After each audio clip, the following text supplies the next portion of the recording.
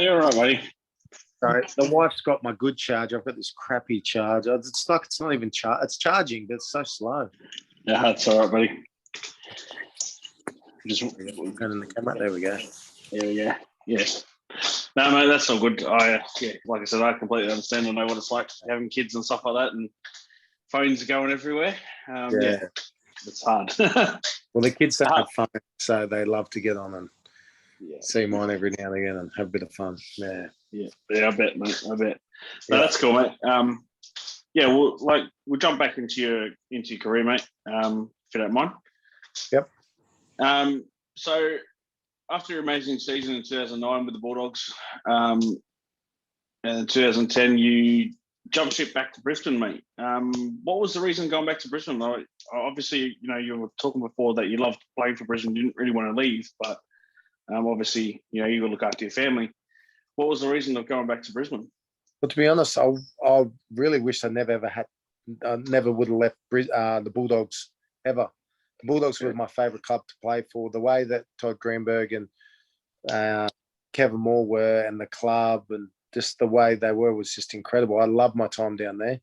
But what I didn't really tell the public, and because I was a bit ashamed, a bit embarrassed by, was my oldest son at the time had some serious mental health issues, where he's been diagnosed with on the autism spectrum, ASD, autism spectrum, with Asperger's. He's still medicated now, but got pretty tough down there, where I couldn't leave him at home with mum because she was getting hurt and he was getting hurt, and then it came situations where we're lucky to still have him with us right now, and so we needed to get help, and we went back to Queensland. He got diagnosed, and we just needed to be around family, because it got to that point where my wife was crying every day, like, I don't know what to do. I'm not a good mum. There's something not right. And I didn't tell too many people, because, I wanted to make out my life was, perfect, and we're good parents, which I worked out. We are good parents. It's just, we just needed the tools to be able to learn to teach him, because his brain's wired different. But, it got pretty tough, because there was days where, it was a good day when he'd tell you that he didn't want to be in this world anymore. The bad days were when everything was fine. The next thing, you get a prompting to go check on your son, and your wife goes to his room and he's got a plastic bag over his head with electric tape around it. And we're talking 6-year-old kid, like, what 6-year-old? And like, that's what we were dealing with. And, I was too ashamed and didn't think, but I didn't want people to know that about us. But, now that I'm gotten older, and that there's light at the tunnel for people who are going through this with parents, parents going through this with kids on the ASD spectrum, where you think, like, I can't keep doing this. That, is it going to be like this forever? Well, we went back to Queensland. We got the help. It costs about 50, 60 grand a year for a couple of years in all the different specialists, and teaching him the tools and medication and all the different things we needed to do. But he's a fantastic young man now, doing great. And that's, that there is light at the end of the tunnel. And, I'm so proud of him. And the best move, it wasn't the best for my football career, because going back to Brisbane, it didn't really go the way I thought it would go with the plan. But family-wise, I'd do it 100 times over again, because it's the best thing I could ever done for my family. No, that's awesome, mate. I'm so glad to hear that he's doing a lot better. Your whole family's doing a lot better than that. That's awesome to hear, mate. I mean, I couldn't imagine going through that stuff myself. I mean, I'm going through a bit of stuff with my oldest son as well. So, he lives with his mother at the moment. But yeah, I mean, it's that's tough. You just want the best for your kids. You want to protect them. You want them. You're trying to, but it's so hard. Sometimes you don't know what to do in some situations. Sometimes, you just feel like your wit's end. There's nothing you can do. But all you can do is love them and just never give up. Keep trying, and just that. I can promise anyone who's listened to this, who have got kids who are on the spectrum or going through tough time, there is light at the end of the tunnel. Just never give up. Yeah, no, that's perfect, mate. That's beautiful. Beautiful advice. You do, when you finish at the Broncos, mate, you go up to the Cowboys. And you win another grand final up there. with JT and all the boys up there. Like when you rate the two grand finals, do you hold anyone in particular like close to your heart? Was it because you were playing a different role at Broncos at the time in 2006, and you were pretty young in your career? Yeah. Do you hold the Cowboys one a bit closer to your heart? I do. I definitely do. And then the reason why is at that stage I had 6 kids. So every game I had, every game I've ever played footy, a home game, I'd have my kids. However many kids I had, they'd be there watching front and centre. They'd come on the field after the match. They were a part of it. And all my kids have been a part of the journey for 12 years, wherever it was at this stage. And at that grand final, it was just an incredible weekend because I was older too. I was only 21 at my first one. I just thought that was the normal thing to be able to make a grand final. It took 9 years to get back there again.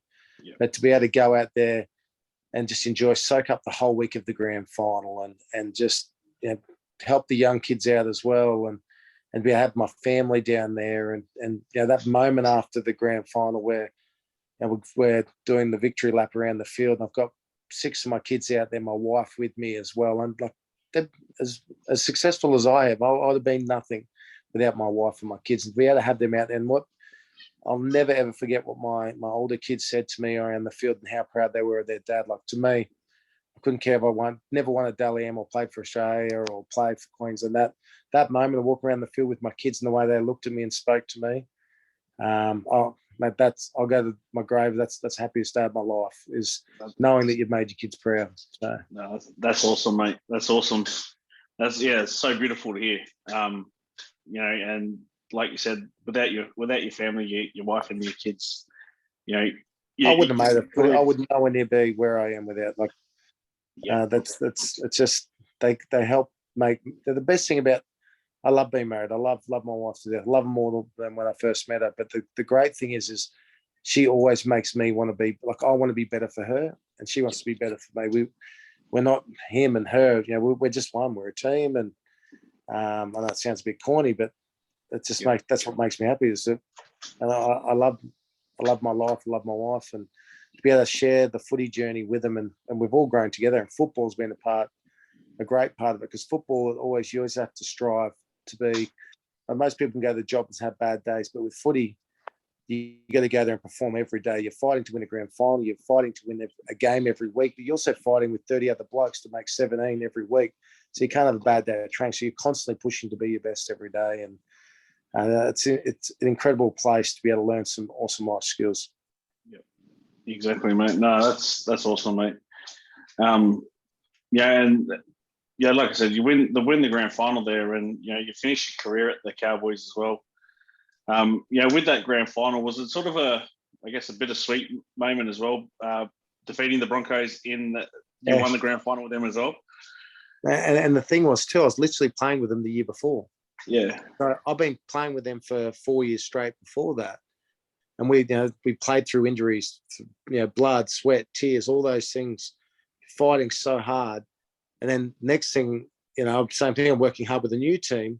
We're both there at the grand final, which is fantastic. We didn't win that grand final. They lost that grand. You don't win grand finals, you lose grand finals. Both teams had great game plans. Both teams had the players to win it. If the Broncos had that last 10, 15 minutes again, they would have definitely done things different instead of kicking out and running down the clock. You got to play for the full 80 minutes of the grand final. Seeing a lot of my mates, broken down, like that's the first time they've been to the big dance, and they just felt short, and they would have known themselves that they lost it. We didn't outplay them; they lost it, and seeing them, I felt bad smiling and going up and shaking their hands and giving them a hug.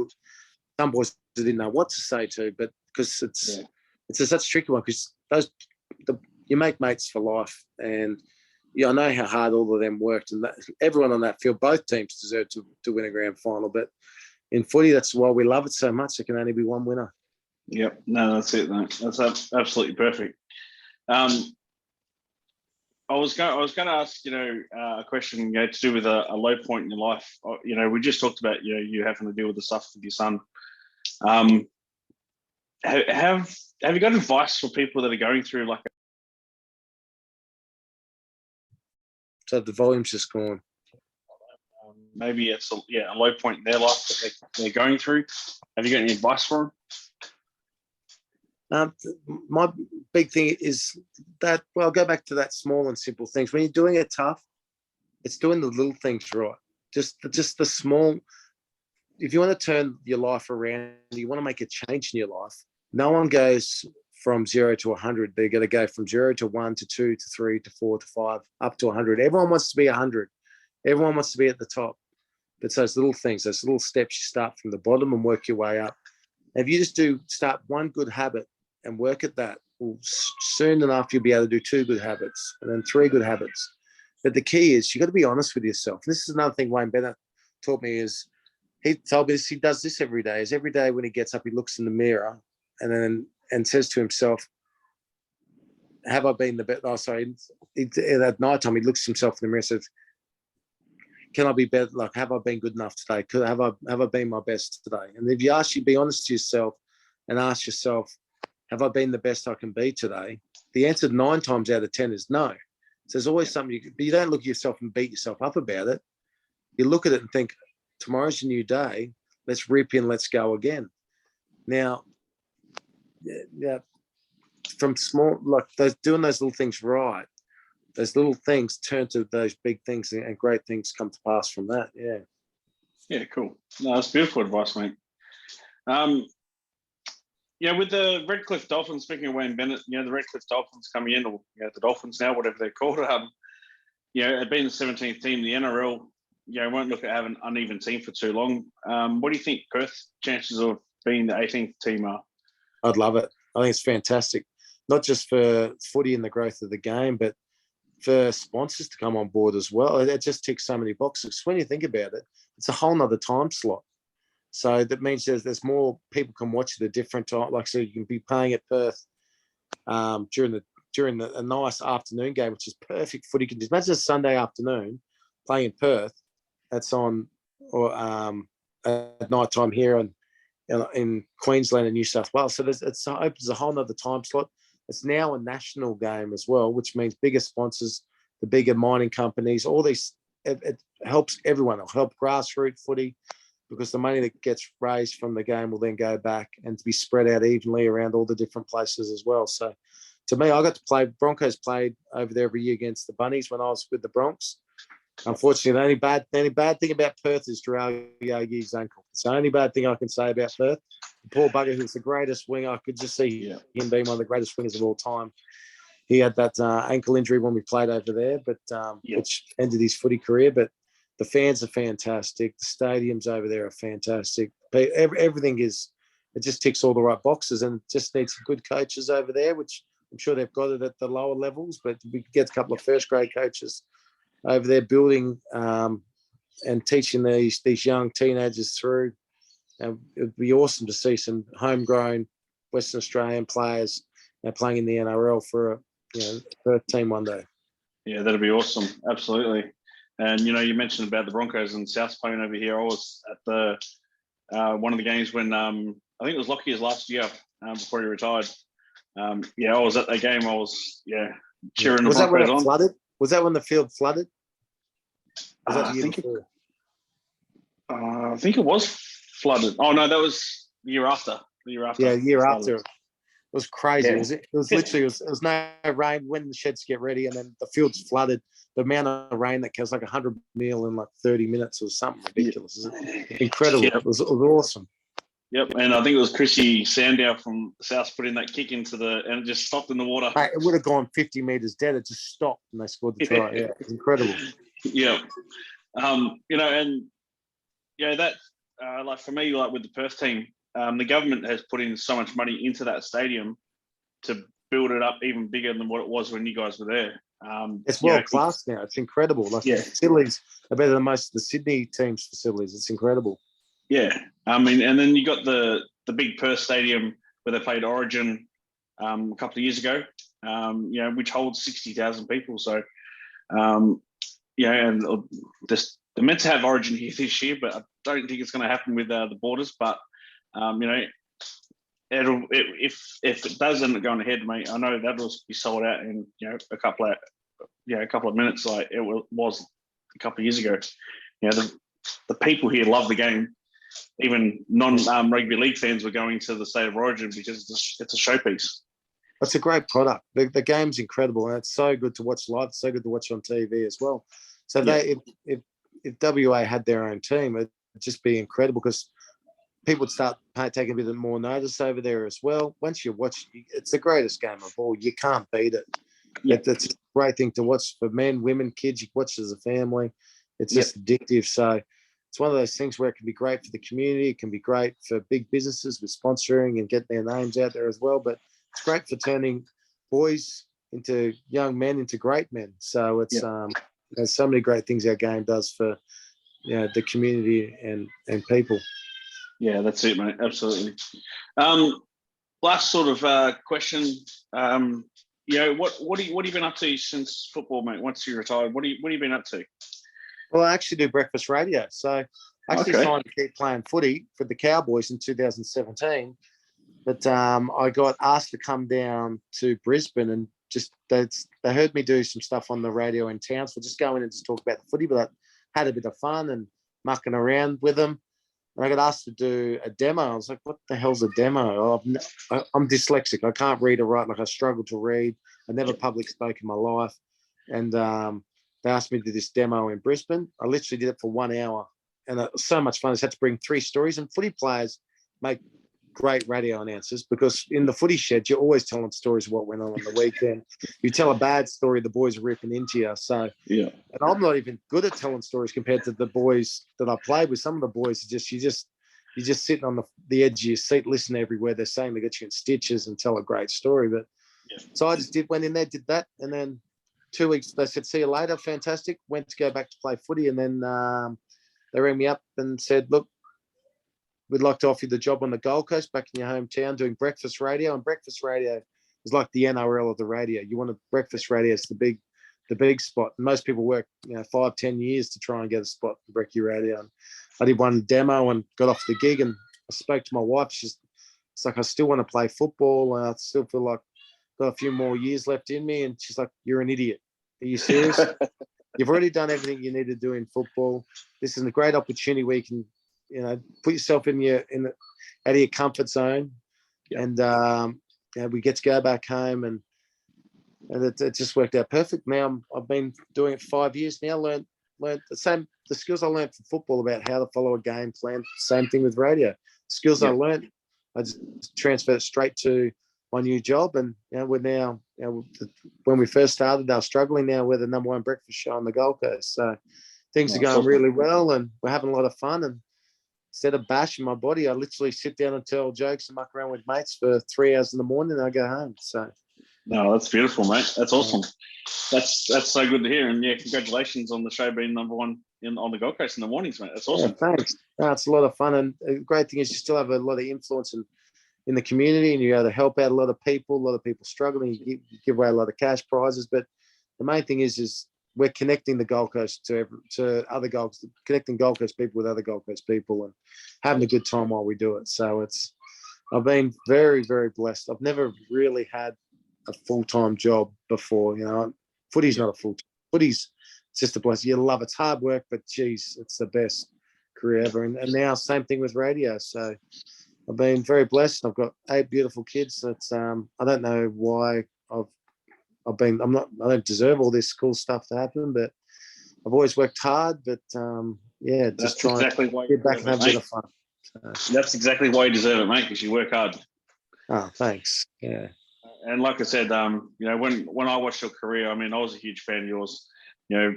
Just because not just because you're a Bronco and a Queenslander, but I just love the way that you went about your business. It wasn't no nonsense sort of stuff. It was, you were there to play football. You did do your job for your team, and you busted your gut every week. And that's what I loved about watching you play. Yeah, and most people say you're so tough and you work hard. I was crapping my dacks every game. There's not a game I wasn't scared or felt insecure or worried about. Would I be good enough, or some big blokes running at me, and what do I do here? But it's what you do in those moments when things are tough. You go back to, if you've done the training and done the work, and when those moments come, you're not hoping or wishing that the right thing happens. You know the right things will happen because you've done the work, and there's nothing wrong with being scared or feeling insecure or with anxiety. It's what you do next. But the key is what you do next will come if you've done the work. Yep.